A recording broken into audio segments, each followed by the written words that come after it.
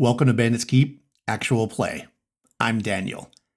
Today we're continuing my original Dungeons & Dragons solo campaign using Chainmail for the combat system and outdoor survival, and we are focused in on the Foxes, which is our lower level of the two parties that we have. They had been quite successful raiding a bandits camp, which we used the Hex Flower for. It was kind of fun, but they got a lot of money. And the thing is, the patron that they work for doesn't want them to keep going back there because they've already been paid, right? They want them to go on another mission. So a new map has been gathered for the Foxes, and they're about to go into a large dungeon structure. But luckily for them, the structure's pretty close. So it's April 21st, and we're going to now send the Foxes out on adventure. So the Foxes did really well from this bandit camp. If you remember, I did 2 episodes where we raided the bandit camp, and they did really well the second time. So they basically owe nothing to their patron. But the patron, of course, didn't want them to be like, yeah, just go back to the bandit camp and make your own money. They immediately bought another map and sent them out. So turns out this particular map is actually the hex that it's in is the same hex as their starting city. So, you know, a hex is 5 miles. So this is almost like old school Dungeons & Dragons where there's like a mega dungeon, if you will, because it's a pretty big dungeon within a day's hike or well less than a day's hike of the main town. So maybe this is something that's been freshly discovered. I mean, I guess it was freshly discovered since we have the map. In January.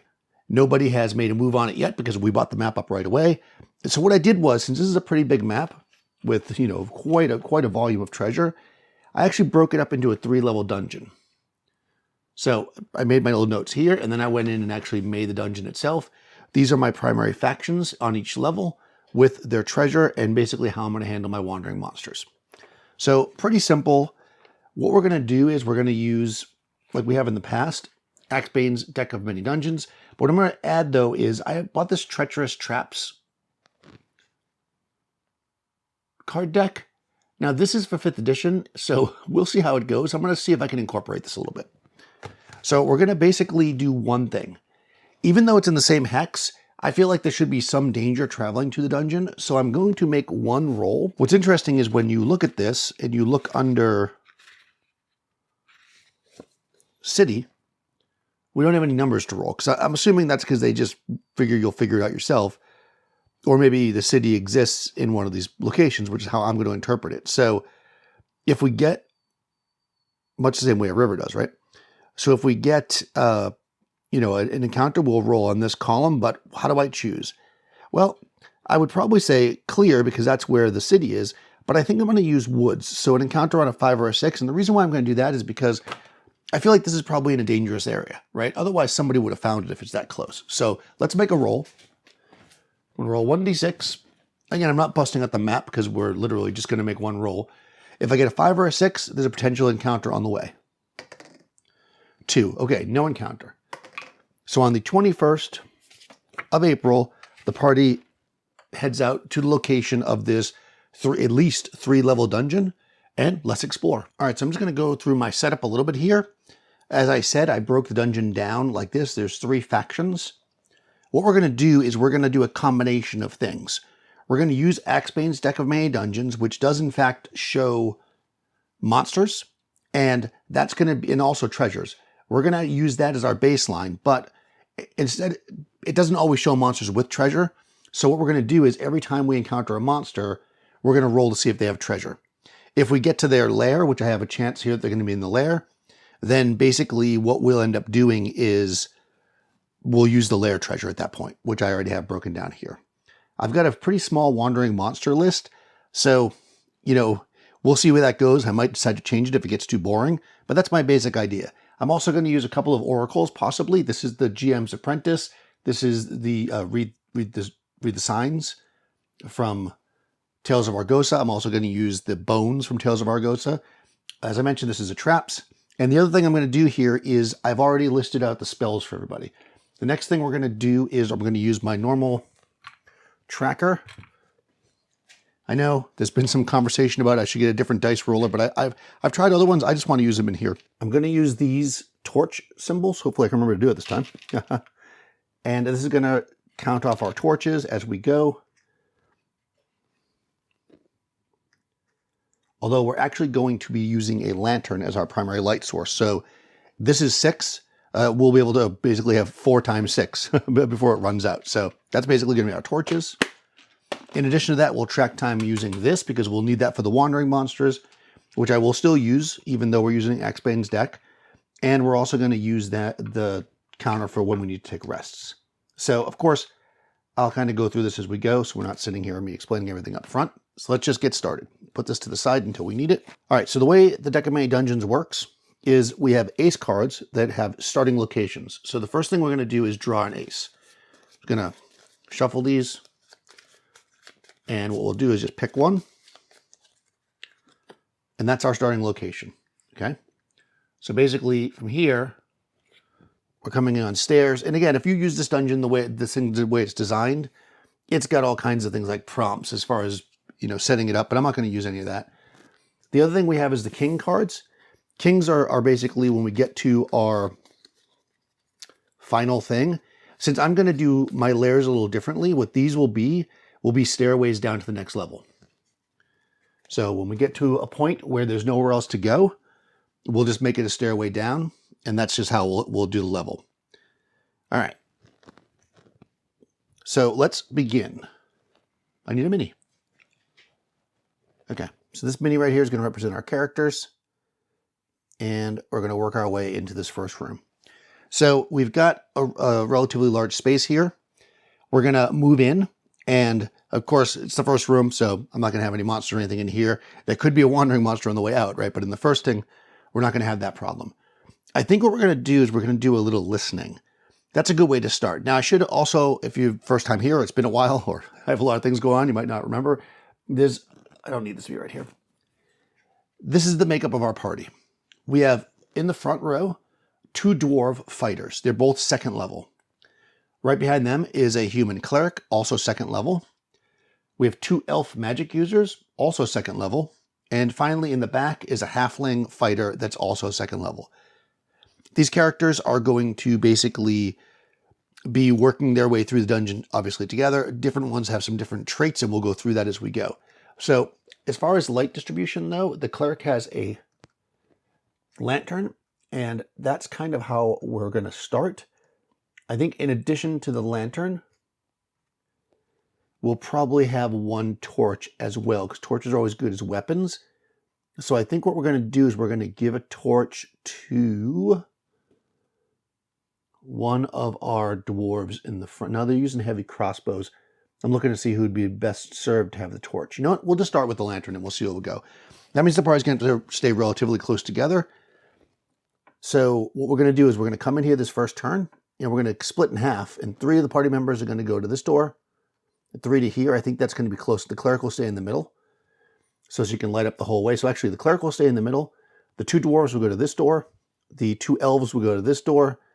And you know what? I think the halfling can work their way up to that door. It'll be a little bit dark, but they're not going to be in absolute darkness. And let's do some listening. So demi-humans, so the dwarves, can hear on a 1 or a 2. Okay, if there's something this way, they will hear it. So I'm just going to flip this card down, because if there's like a room there. Oh, that's interesting. Okay. All right, I was just looking at it. It looks like it looked at some kind of a collapse and some blood or something on the ground. So unless there's a wandering monster in there, which there potentially could be, they don't hear anything. So let's roll to see if there's a wandering monster. I should say they would hear it. Okay, there's not going to be a wandering monster. I mean, there's no way they're going to hear anything in this hallway, so they hear nothing. Coming to this door, we have the 2 elves. They're also demi-humans, so they'll also hear on a 1 or a 2. If there's something, they'll hear it. Okay, once again,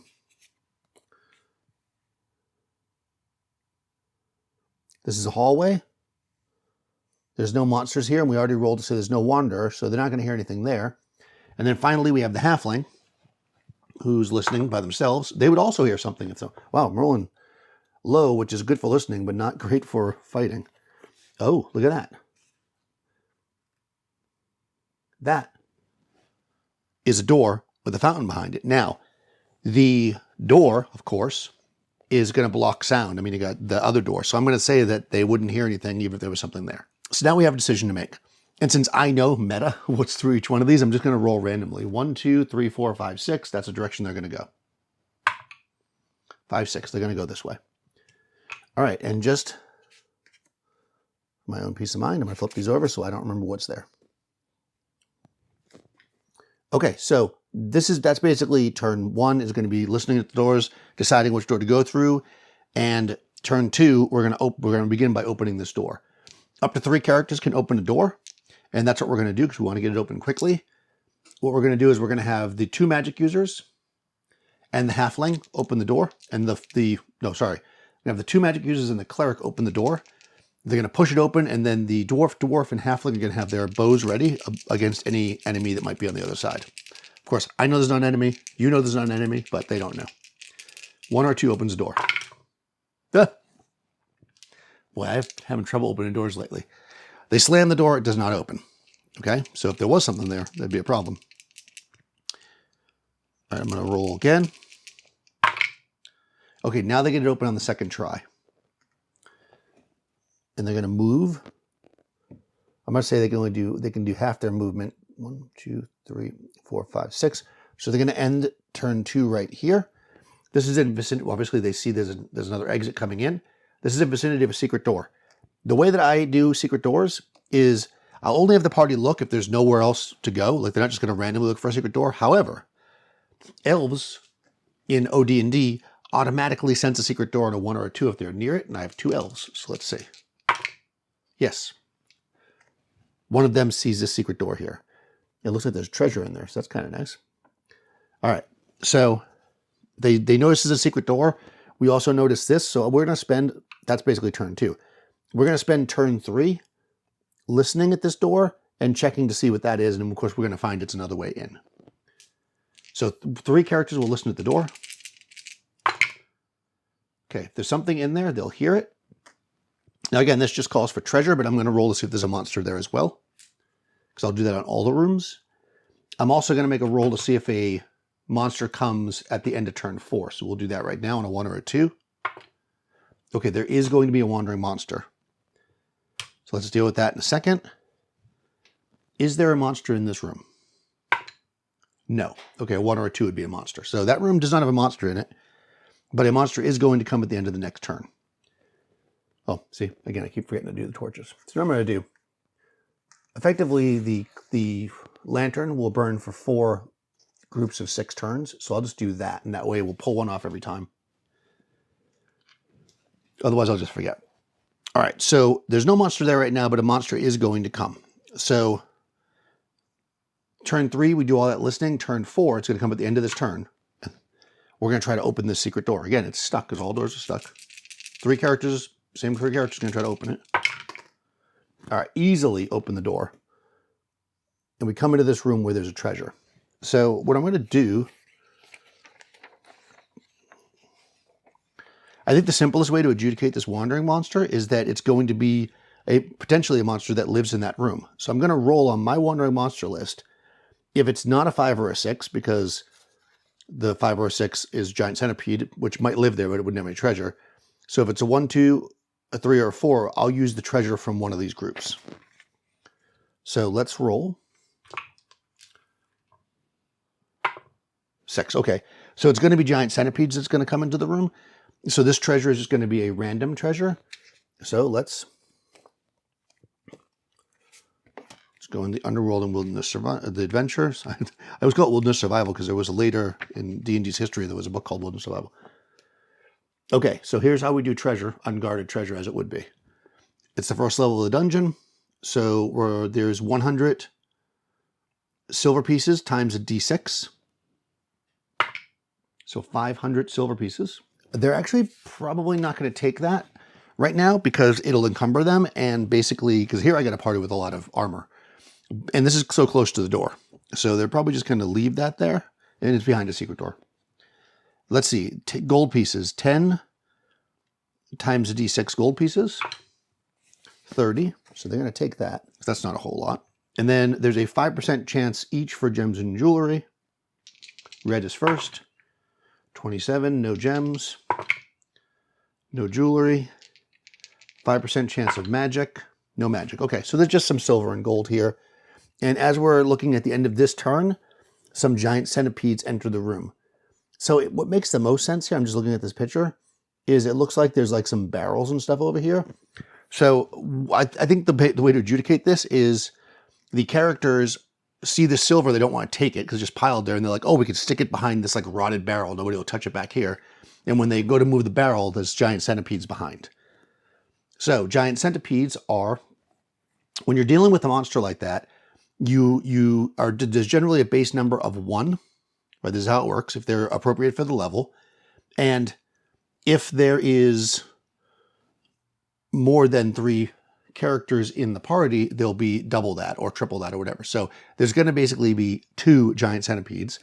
And the way I'm going to actually do this, though, is the giant centipede could be anywhere from 1 to 3 hit dice. That's how I do giant animals. But I'm going to treat them as 1 hit die, and this is just going to be a multiplier. I'll explain that in a second. Okay, so that's 2 because I rolled a d3. So I'm going to double the amount. So there's basically going to be 4 giant centipedes here. So again, because the standard will be 2, and I'm going to double it because I've got a party of 6. Now, here's the question. Are we surprised? I'm going to say the centipedes can't be surprised because they're probably listening to us the whole time. Although they might not think we're going to mess with the area. So let's roll to see if the party's surprised. They're not. All right. So they move the stuff. The centipedes kind of come crawling out. And they step back, and they're going to have a little melee here. So the way I treat giant animals generally is as heavy foot. So I'll do the same here. They're going to attack as heavy foot and defend as heavy foot. There's 4 of them. They're 1 each. Since nobody's surprised, basically the magic users step back and allow the people in plate mail to step forward and smash these things. So I'm going to have 4 characters. 1, 2, 3, 4 characters. Okay. The centipedes are, again, they're heavy foot.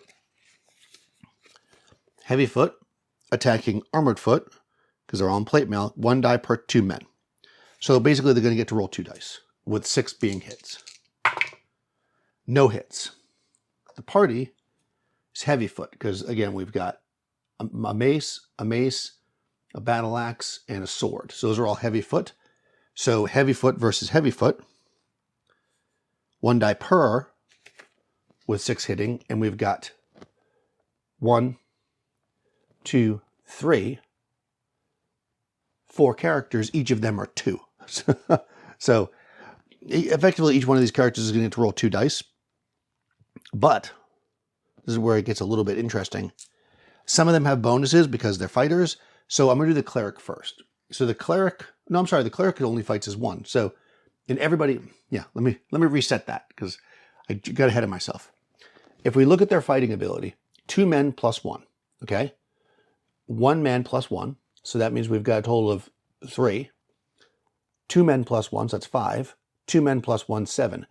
And because they're plus 1, right, they're going to get to add 1 to one of their dice. So the cleric rolls 1 die plus 1. Oops. So they miss. The first dwarf will roll 2 dice and can add 1 to one of them. They miss. Second dwarf can roll 2 dice and add 1 to one of them. 1 hit, so that's 1 dead centipede. Okay. The halfling is now going to roll 2 dice, and again, they get to add 1 to one of them. No. So at the end of the first, well, that's their attacks, right? The centipedes have all attacked, the characters have all attacked. So now we roll back, and we start over again. So remember, the centipedes are attacking with 1 die per 2, and there was 4 of them. Now there's only 3, so they're only throwing 1 die now. Okay, so even if they rolled a 6 on this, they actually can't kill any of the party members. Because these 2 aren't involved in the combat. All of these guys are at least 2 hit dice, which means it's impossible for the centipedes to defeat the party. So at this point, we just call it. We say the party just defeated them. This allows for the combats to go much faster. So basically, we smash the giant centipedes. We come back in here. We're going to spike the one. Oh, do we see that other secret door? We do. Okay. We're going to spike this secret door shut so that somebody can't open it from that side. Then we're going to come back out here. This will be turn 5 now. We're going to come back out here, and we're going to make our way around the corner to there. to which we see a door. Let's say we can listen at this door before the, all inclusive in turn 5. So spike the door, come out here, go up here, go to this door, listen. 3 characters will listen. They're all demi-humans. Okay, one of them hears something. Looks like there's a pool in here. Magic pool. Looks like, interesting. So you roll a d12 to see what it does. Huh. That's fun. Could do that. Or there's also magic pools in the Dungeon Master's Guide for First Edition. Let's try this. Why not? Okay, so they're not going to do it right now, though. This is turn 6. There's a chance of a wandering monster, which there's not one. They basically camp out here by this door and rest. Okay. Turn 1.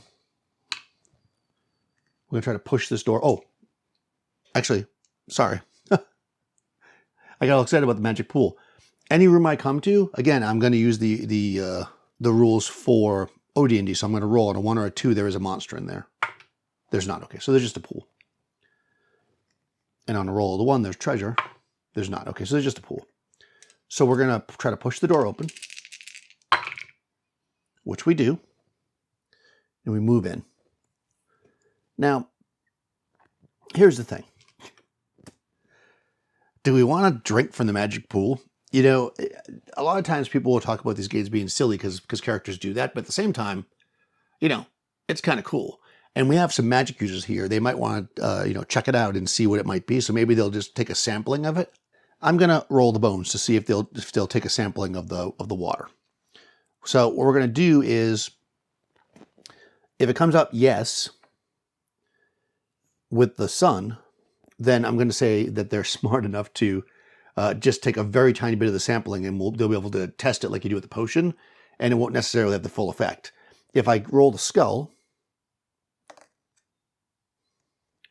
then they take a big gulp, and whatever the full effect is what's going to happen. If I don't roll either, then I guess we'll figure it out. All right, so let's see what the deal is with the water. Okay, don't roll either. But also they don't take a sample because I rolled 2 no's. Okay, so they don't take any of the water, or they don't drink any of the water, I should say. Instead, they dump out one of their water skins and fill it up. And maybe they'll somehow try to check that in town or something. So we don't know what it does because they didn't try it. So I'm not going to worry about that right this second. That's the end of turn 1. Let's roll for turn 2 to see if we get any encounter. Okay, there's going to be a wandering monster at the end of this turn. So they're going to be able to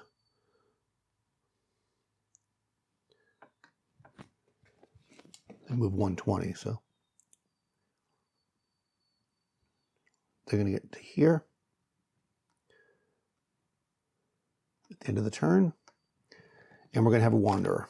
Now, we spiked this door open. So it could be coming from out there or from out there. It could also be coming from this room. So first of all, let's see what this wandering monster is. 2.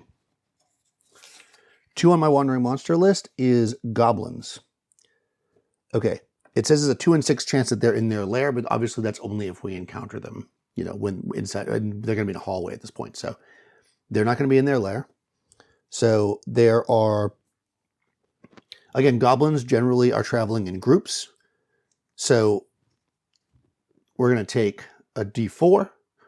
And we're going to say there's going to be, and we're going to go +1, and that's the base. Okay, so 1 + 1 is 2, but again, there's increased party members, so there's going to be 4 goblins here. All right, so goblins are not particularly tough, but, they might get a surprise on us. I guess it's not nighttime, so it's unlikely to be coming from outside. So they're going to be coming from 1, 2, 3, 4, 5, 6. Oh, okay, they're coming from this room, which means they probably took that loot, right? Now, we're going to roll for surprise. If they surprise the party, then I'm going to say that they undid this door and they came from the back. If they don't surprise the party, then they're going to have just opened the door. Party and goblin. Is anybody surprised? The goblins are surprised. Okay. Yes. So they open that door with this silver pieces that they're stealing right as the party kind of comes around the corner. But because of I mean, you can see the distance here. They are surprised. So, and they've got to open the door, right? So there's no way they're further back in the room. So I'm going to say that they're right in the melee when that happens. I would love to use my bows, but I feel like they're right in the melee in the doorway. So I'm only going to allow 3 people to attack. These 3, because they're in the front. And they, of course, are going to do that. I'm not going to bother to roll a reaction because dwarves are going to just attack the goblins. they're not messing with it. Maybe they'll get a yeah. I imagine those dwarves. You know, let's roll though. Do we just attack the goblins? You know, they're going to, because one of them says keep one alive. So we're not going to kill all 4 of them, even if we have potential to do it. All right, that's how we're going to handle that. So goblins are Lightfoot, I believe. Yeah, goblins they attack as Heavyfoot, but they defend only as Lightfoot. Okay? So Heavyfoot, which is our dwarves, versus Lightfoot, 1 die per man, 5 or 6 hits. So the first dwarf fights as 2 men, plus 1. It's going to roll 2 dice. That, I mean, you can add 1 to it, but it would hit anyways. That kills 1 goblin. Okay. Second dwarf is exactly the same. Kills 1 more goblin. The cleric, on the other hand, only rolls 1 die because they're just 1 man plus 1. Okay, they do not manage to kill a goblin. So in the first round, they basically kill half the goblins. Now, what's funny about this is goblins are Lightfoot, right? And if we look at the morale rules from Chainmail, we see that light checks at 25%, so just one of them dying, but then at double that, they automatically fail. So effectively, we kill 2 and the other 2 either run or give up. Since that door is spiked probably still, they have nowhere to go. So I'm going to say that they give up when we get 2 goblins. And elves, I believe, automatically speak the language of goblins. No, dwarves do, rather. Dwarves automatically speak the language of goblins. So, right, so we capture the 2 goblins. Now, they are... Let's do this. How loyal are these goblins? Let's make a check here. So we have a loyalty score here. You know, based on the charisma, we'll say the charisma of the... No, here we go. We have our loyalty score here. Now, again, I'm going to assume, just because goblins are chaotic and all that generally, that we're going to say there's no modifier one way or the other. So I'm just going to roll a straight loyalty score for both of them. So goblin number 1, their loyalty is... Wow. Wow. Well, I don't count that because it was outside, but they are incredibly loyal with a 16 loyalty. Okay?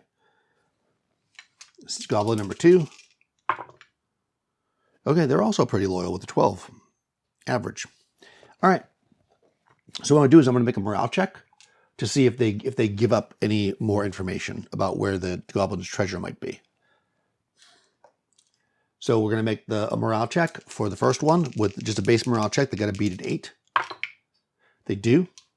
So the guy gets a +2. Yeah, they're both not giving up any information. So we just tie them up and leave them there. It's useless. We're not going to do anything else with them. We're lawful. We don't, kill prisoners, but we can't take them with us either. So we tie them up, we close the door back up, and we spike it from this side. In fact, we do both sides. It's going to make the secret door more obvious, but we come back in here. Okay, so we put the goblins in here, and we spike this door this way, and we come back around here and spike this door this way as well. That's going to take a full turn, but it's worth it, because there's no way goblins by themselves two goblins are going to get through that door. And we'll leave them there for now. And we're coming into turn 4. Let's see if there's a wandering monster at the end of this turn. There's not. All right. So with that, we can get all the ways to here. That's turn 4. Turn 5, we're going to push the door open because we already listened to it before. Of course, now there could be a wandering monster there. Ah. All right, so let's see if there's a wandering monster. There is. Okay, so there's going to be something on this side, and we're not listening because I said we weren't. So we're just going to try to push the door open. Fortunately, we do. Okay, so what is the monster on the other side here? It's funny because we're actually... I should have... I'll do it there. I should have actually put a king in there, but that's okay. All right, so what is this monster? 4. Okay, so 4 is bandits. Okay. Oh, that actually makes sense. You know what? I'm probably going to just make this the bandits. Yeah, there's not that many of them. I'm going to make this area the bandits area. That makes way more... Look at all the stuff that's there. That would totally be... There's 30 bandits. I could totally see that there could be 30 bandits here. So let's do this. It's a lot of bandits, but... All right, so now that I've decided that's the bandits' lair, we're going to encounter... We're going to open this door. Actually, we're not going to encounter until the end of turn 6. So actually, that's turn 5. We're going to come up and listen at this door because there's rubble there. Do we hear anything in here? Oh, there should be 3 people listening. We do. If there's something there, we hear something. So let me do something here. I have an idea, which will kind of make sense. We do hear something. Obviously, if there's 30 bandits, they're going to have to be in this area. But what I think I'm going to do is I'm going to roll the bones, and I'm going to see, maybe they were out on a raid. Because we have a wandering monster coming at the end of the next turn. So, is the wandering monster coming at the next turn, which is bandits, are they coming back from a raid? No. Okay. So, that means that they're probably there then? Okay, so they're in the camp. So let's do this. Are all the bandits in the camp right now? In the rooms? Yes. So I got two yeses. I got a no, which is the tiebreaker, but again, it's not a tie. But we do have the sun. So I'm going to say yes, and that means, because it's a sun, that they're not expecting that they're going to get attacked. Like maybe they just came back, they're pretty happy, they're chilling, maybe they're even drunk. Are the bandits... Take that away now. Are the bandits drunk? Yes, yes. Okay. So yes, the bandits are drunk. So what that means is they're probably making noise. So we listen at this door and we can hear that there is that there's noise coming from this room up here. And it's locked. So here I'm going to use something that I haven't used before. I don't think... Oh, no, I probably have. I think I used it in the Hobbit and the Hero. I'm going to use the skeleton key. So in my game, I don't have thieves, right? So what I do have is that you can buy these skeleton keys, and there's a chance they can open a door. Well, the halfling has 3 of them. Each one has a 1 or 2 on a d6 to be able to open the door. Also, one of the elves has 3, but I'm going to use the halflings first. So if I get a 1 or 2 on one of these, we can open this door completely quietly. We do. All right, so we hear all this noise. The halfling goes, shh, takes out the skeleton key, and we are now going to surprise these bandits. So we said they're all here, or they came back. There's a lot of bandits, though, so they're probably spread out. So let's do this. There's 3 rooms here. This room is fully half the size. Then we have this room here, and then that room. So we're going to say that at least half the bandits are in this first room. So that would mean... there's going to be 8. What I'm going to do is there's 17 non-archer bandits. So we'll start there. So half of them, so we'll say it's 8, will be there, plus another d8. Okay, there's going to be 10. And then there's, of the archers, there's 13, so there'll be 6 plus d6. Okay, wow, okay. So there's actually 22 bandits in this room. Now, there are archers and stuff, but of course, whether or not they're going to get a chance to use their bows depends on how well we do right now. So we can push this door open. The cleric does not have a missile weapon.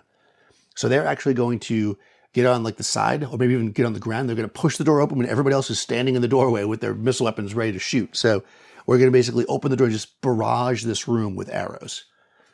It's a bit of a slaughter.